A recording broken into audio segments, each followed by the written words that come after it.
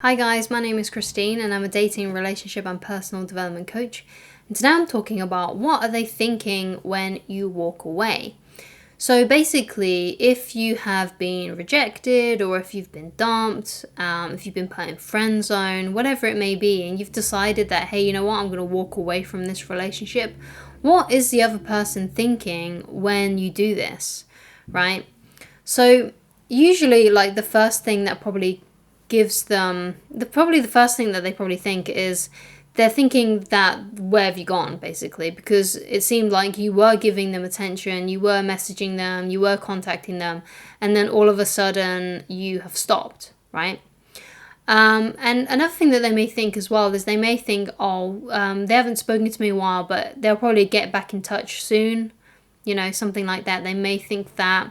Another thing they may think is, what can I do now? Because if they actually do genuinely still like you and want to be with you, then eventually they will reach out to you. They'll think, what happened there? They seemed really interested in me. They were giving me all this attention, and now they've suddenly walked away from me. They're not talking to me anymore. What's going on? What's up with that?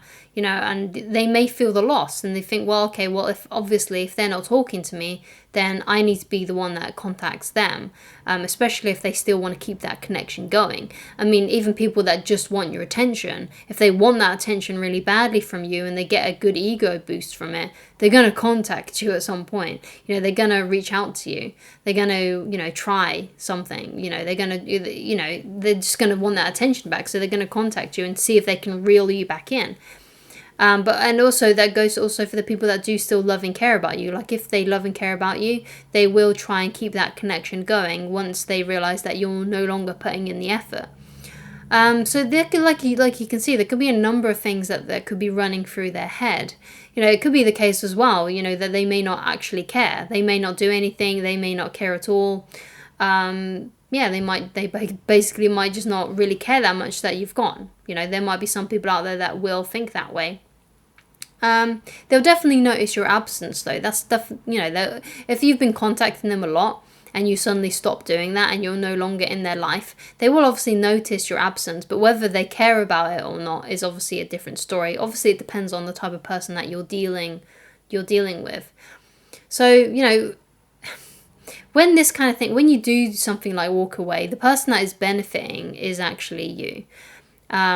You're the one that's going to get the most benefits from walking away, because when you are basically giving your attention to someone who basically isn't reciprocating in the way that you want to, which is probably why you walked away, if you're giving your attention to someone who is like that, who isn't reciprocating, you're basically disrespecting yourself in the worst way possible, because you're giving value to someone who doesn't value you in the same way. So you are basically taking back your self-respect the moment you walk away from someone. And what you need to really be focusing on when you walk away is making sure that this kind of thing never happens again to you, because you don't want to be in a position where you're in the same kind of situation again, where you're kind of pining after someone, hoping someone's going to be with you, hoping you're going to get this relationship back on track or something like that. You want to make sure that when you leave and walk away from this person, you're not just walking away from that person, but you're actually walking away from every person who feels that way about you. Like, you're no longer going to tolerate hanging about or giving your attention to girls or guys, whoever it may be, who are just not interested. You have to really go out there and start looking for people that are actually interested in you, and stop giving your time of day to the people that are just not interested in you, that aren't enthusiastic. You got to find those people out there that do want to date you, that do want to be with you, that are good for you, that are enthusiastic about being with you. And some of the best ways to do this, and I personally think this is the best way, especially in romantic relationships, is if you start feeling attraction for someone, let it be known right away that you're into them. And I don't mean like telling them that you're in love with them or confessing your feelings or doing anything, going from 0 to 100 basically. But coming from a place of, hey, like saying to them like, hey, look, I am interested in you. I'd love to get to know you better. When are you available to hang out for a drink? When are you available to go out for a date? Saying something like that to someone straight away. And because basically what you need to do is you need to be going through the numbers in order to find the right person. Because sometimes it may take you, 50 tries to find the right person for you. It may take you 100 times to find the right person. It may take like 200 times, whatever it may be. But sometimes, basically luck, when it comes to meeting someone who is good for you, who is enthusiastic about you, who likes you the same way that you like them. It all comes from basically preparation meeting opportunity.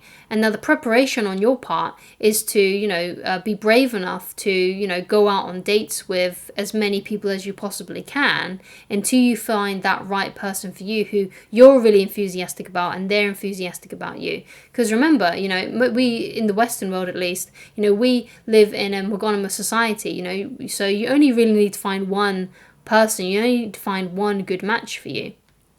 So obviously another thing that you want to do though is you want to get really clear, really clear on the kind of person that you want. You need to figure out, what is my lifestyle, and I basically need to find someone who wants the same things as me, who lives the same kind of lifestyle as me. So for example, you need to be with someone who wants the same things in life as you do. Like if you don't want to get married, then you need to find someone who also doesn't want to get married. If you don't want kids, then you also need to find someone who doesn't want kids. If you are someone who's really athletic and you like doing sports, you at least need to find someone who is sort of interested in doing those things. It's no good you being with someone who is a party person who eats really unhealthy when you're someone who is really healthy and loves to exercise. Those two lifestyles are going to clash. And usually when those kinds of lifestyles clash, that's what causes a lot of problem in relationships. I feel like some people take more, pay more attention to buying a house or buying a car than they do in finding the right spouse. People just end up together and they're completely wrong for each other. They have a miserable relationship. Maybe one of them cheats, maybe they get a divorce, or maybe they just stick it out because of their religion or something and just live a miserable life because they're with the wrong person and they didn't pick their partner effectively. You need to find someone who is like you in a way. You need to find someone who wants the same things in life, who lives relatively the same kind of lifestyle. These things don't need to match up 100%, but they do need to match up at least most of it. Like 80% of the things that you like, both of you like doing, need to match. Okay, because if there's a huge mismatch, it's just going to cause so much misery, right? And that's for both people, yeah, because we both, because we like to be with people who are like us, right? We like to be with people who at least have complementing personalities. Because it may be the case you're with someone who's a really hard worker and perhaps you kind of slack off a little bit in your work. But because you're with someone who is really inspiring, who inspires you to work hard, then you start working hard as well. So sometimes those kind of personalities can help. Because there's kind of let's say, for example, there's a really reserved man who suddenly starts dating a woman who's very extroverted. Those two personalities can complement each other because the extroverted one learns to be a little bit more still and the one who is introverted learns to come out of their shell a bit more. So those things kind of do help, but those are things in terms of growth. You can't be with someone who is going to be, let's say, not complimenting, is making you worse, basically. You want to be with someone who makes you a better human being, who makes you a more well-rounded person, as opposed to someone that, just makes you worse and kind of, let's say you start dating someone who binge eats and then you start binge eating because you're associated with them and you spend a lot of time with them. Obviously, you don't want to be with someone like that.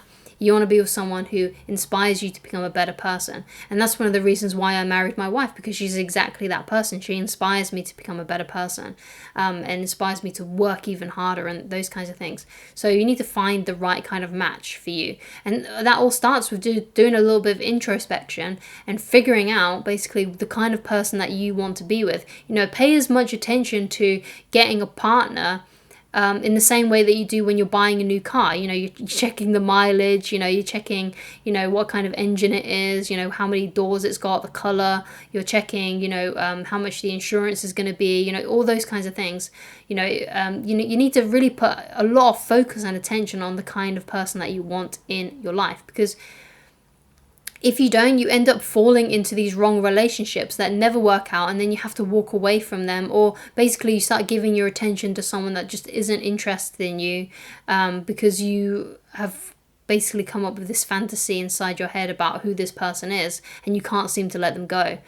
But walking away from someone is really, really helpful, because but when you do, the reason why it's helpful is because hopefully it inspires you to walk away from all of those people that it's never going to work with, right? That's basically where you need to get to. You can't just walk away from one person and then walk straight into something else with someone who is equally as wrong or maybe worse.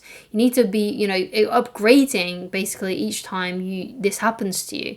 Once you realize that it's not working out, you need to upgrade. You need to realize, okay, I need to find someone better than this. And then you just need to go through the numbers in order to find the right person. You need to go on, it may be like I said, it may be the case that you need to go on 10 dates to find the right person, or you might need to go on 20 or 30 or 100. But the point is that you keep on going until you find someone who it does work with. And I'm not saying it needs to be perfect. It just needs to be at a point where you're really into them, they're really into you, you live the same kind of lifestyles. That's it. That's all you really need. You know, and most importantly, most importantly is that they inspire you to become a better version of yourself.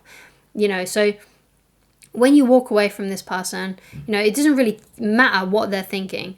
All that matters is what you're thinking, and that you're now going to be upgrading your life and becoming better.